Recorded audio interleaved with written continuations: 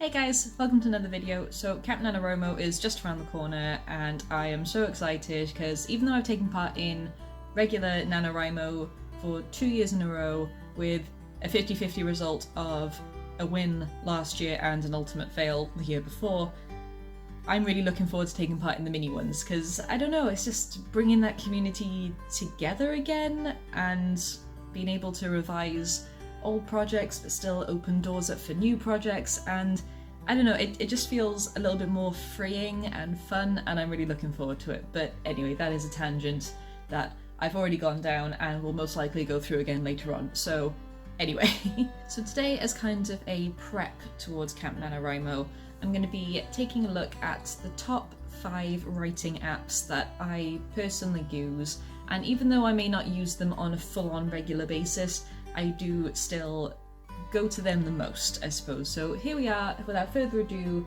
my top 5 writing apps.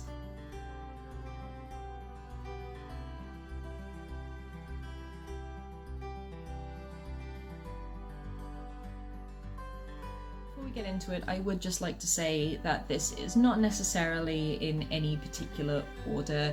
There are a few that I use way more than others. There is 1 or 2 on this list that I only really use when I really need that inspiration, but nevertheless, they are still my top 5. The first one is a free app that you can find online called Hemingway. Now, this is so intricate and clever, and it doesn't always work in the way you want it to, but it does work in a way that is still very efficient and clever, and I'll bring it up now for you. So this, there we are. So this is Hemingway. So you load up the website. This is just the example page that shows up the minute you get on there, and you can delete this and put in an example of your writing. Now, because it's an app, there is a version you can buy which is a bit bulkier, but this free one works just fine. You can only really upload 1 chapter at a time rather than your entire project on the free one, but to be honest, it's a little less overwhelming that way anyway. So as you can see, you put in your writing and it highlights in red that are sentences that are very hard to read, in purple maybe overcomplicated words that you don't necessarily need.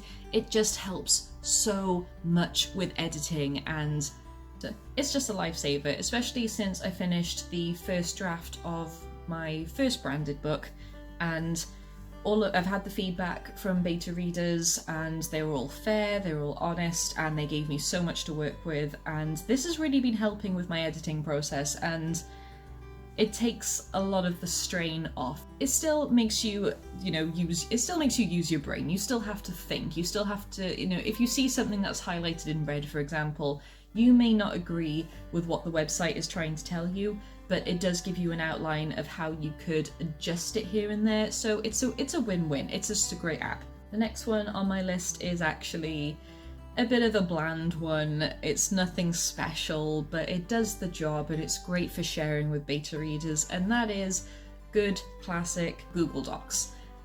Yeah, I know. But it does the job. It's easy to use, it is plain and simple. You can save your writing online and have as many backups as you want. All you have to do is add in an email address if you want to share it with a beta reader, so you can actually both have your comments at the same place and adjust as you go, so it's great for group projects as well. I can't fault it. I mean, the fact that it even works offline and still saves your work is great, because then you're thinking, oh no, I don't have internet access, therefore I can't access my work. You still can, it still saves stuff online, and the minute you connect, it backs everything up. And I haven't had an issue with it so far, touch wood, that continues, but yeah. Also, how bright is this sun? Like, half of me is just glowing. You can see how untanned and pale and pasty I am. The third item on this list is an app that you can download onto your phone. It is completely free. Once again, there is a more hefty version that you can buy, but the free one works just fine. That is what I use, and that is called Jotapad. So if you don't have your laptop or a notebook with you and you just really want to write something down or try to plan out something in your head on some kind of device so you can refer back to it later, this is great because it has a notebook aspect to it, but then it also has an editing aspect. It has character sheets that you can fill out to you know, bulk out any characters that you have in your head but you haven't quite figured out where you want to put them. It's got a scene section. It's just, it has everything. Not everything is as bulked out as it should be, because once again, they want you to buy the full version, but the free version works great for just small notes, and it has the amazing feature of whatever you write down, you can then connect it to another project or another email address or another like Google Docs thing and send it there, so you're not copying out the same thing twice. A massive time saver. I love it. So next thing on this list is another app that you can download onto your phone, and that is called Writer Challenges.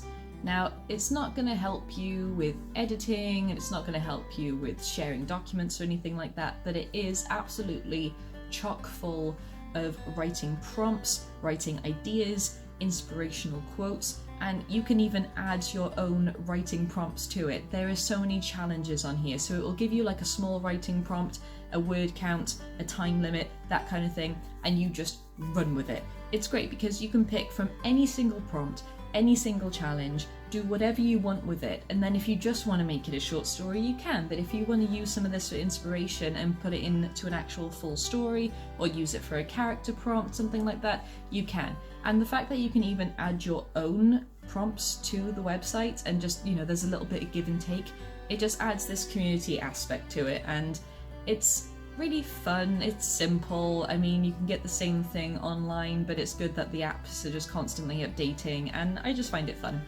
Finally, the tool that I use pretty damn often when it comes to trying to get writing advice, trying to plan stories, trying to get into a routine, trying to get everything together, trying to get inspiration, you name it, it's here, and that is YouTube. I know, a bit of a cop-out, but there we are. YouTube is just a treasure trove of any kind of skill, and it's all free. It's all there, ready to use. And the AuthorTube community, the BookTube community, is just so close and open and honest, and it's hard not to get inspired by that. It is hard not to go into this community and down this rabbit hole and find something that you can resonate with. So many people, so many different opinions, so many different styles, so many different ways of getting things done. How can you not just take advantage of that? It's one of the reasons why I wanted to join the AuthorTube community myself. I just really wanted to be part of this huge range of tools and minds, and I just love it. I just love it. I could go on about it for ages, but I've probably gone on way too long. So there we have it. Those are the 5 writers' tools that I use the most. And I know that there are so many others out there. I do use others, but these are the ones I just use the most, and with Camp NaNoWriMo just around the corner, I figured why not share them just in case people are struggling, or, you know, if you have any that you use and I haven't mentioned, then please point them out to me. I'd love to give them a go, because we all kind of need to help each other out to make it in this writing community.